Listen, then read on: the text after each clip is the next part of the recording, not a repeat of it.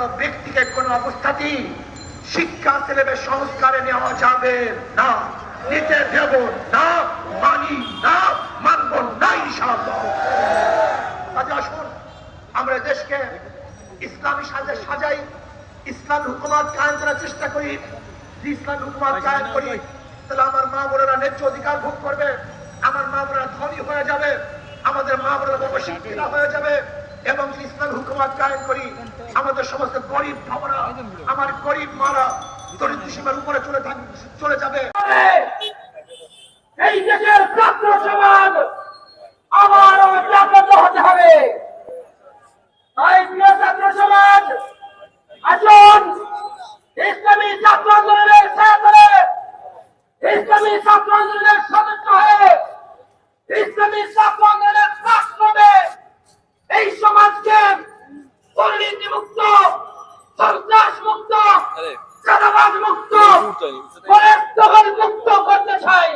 এজন্য সবাইকে এই ছাত্র আন্দোলনের সাথে আসার জন্য বিনীতভাবে ইসলামী আন্দোলন বাংলাদেশ সিলেট জেলা মহানগর শাখা কর্তৃক আয়োজিত আজকের এই গণসমাবেশে মোহতারাম সভাপতি মুফতি সম্ভব লক্ষণ করে এখন পরে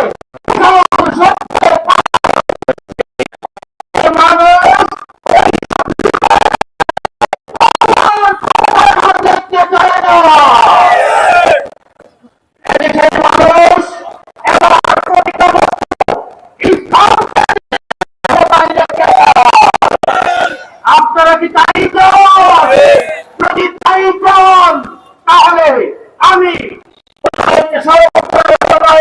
সহ 3 বার আহ্বান করব।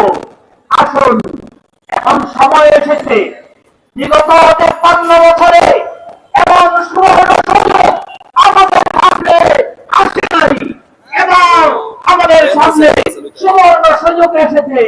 সোনালী ভবিষ্যৎ করার জন্য আমাদের সামনে যে সুযোগ তৈরি হয়েছে, আমরা সুযোগকে কাজে লাগাই। লালন করে